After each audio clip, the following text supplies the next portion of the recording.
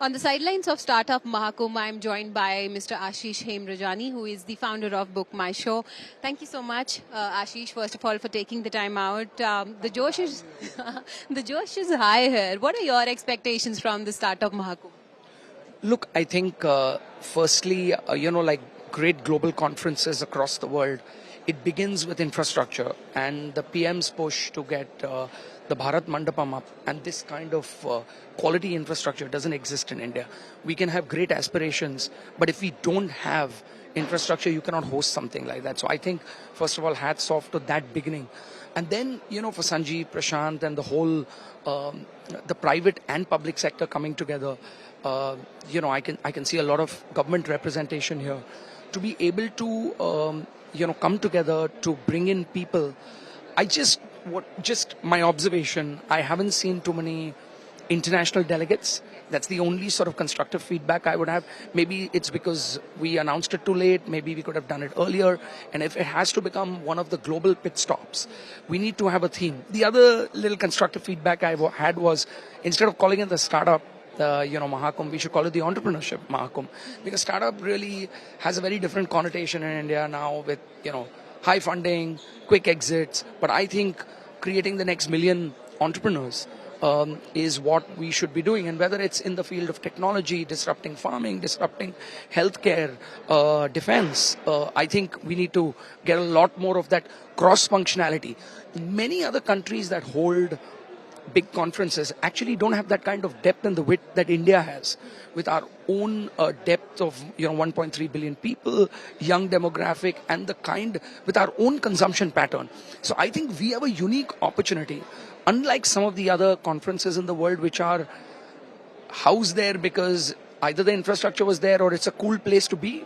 We're cool and we have the depth and the width. So I think if we can align on all those three, this should actually look very different and rather emulate some of the other conferences. It should actually be really, really different. I would like to see people, think about it. If you were to get people from hinterland who are farmers, who are coming to learn about the next piece of payment disruption and how technology will enable them to do that, and if we can bring them on board and have a non-profit piece which pulls those people in, along with them colliding with the big, folks from the government, and otherwise they would not get a chance, I think would be very, very disruptive. For the London United Kingdom to be able to carry the Brazil and Africa of India, I think would be the really cool part, if this conference can allow us to do that. That's a great feedback. But startups are also grappling with funding winter. So what do you have to say about that? What are the challenges that they are facing? What needs to be done at this point in time? Look, these cycles and this pendulum swing keeps happening. The world is fickle.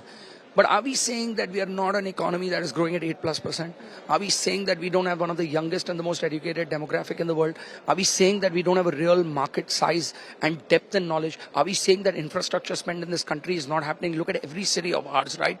And that is the first thing where public spending happens, government spending happens, and then, you ride the benefit of that slipstream.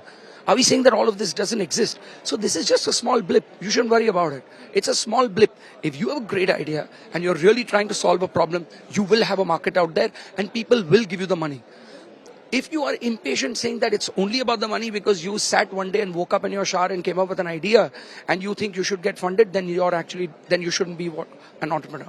And I think the metrics have to change and the patience level has to change. And if you are good at what you do, there is no question that you will not get the funding and your products and services won't be accepted.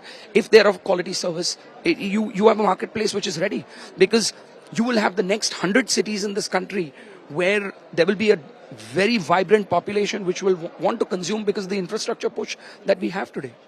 And lastly, Ashish, since you're with us, BookMyShow, if we talk about what's the outlook for FY25 and what's really next for BookMyShow? Look, we're not a company which doesn't make profit or doesn't have a real EBIT. We just don't talk about our GMV, but we are, the pandemic was very, very hard for us. For 2 years, we had zero revenue. Coming out of that, we bounced back really strongly. We just finished an Ed Sheeran concert in Bombay on Saturday. We pivoted to doing different things and creating more pools of revenue and legs of revenue. And I think we will continue to sort of scale and widen the revenue pool for the company as we go deeper into the country. So we keep saying this about India versus Bharat. For me, it's one country, and I think for us, as long as we can, draw from society, create value for ourselves, and leave something back in terms of products, goods, services, and also do something for the sections of society which actually you cannot actually make money out of.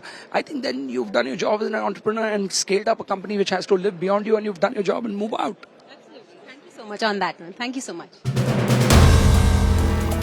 If you like the video, do like, comment, share and subscribe.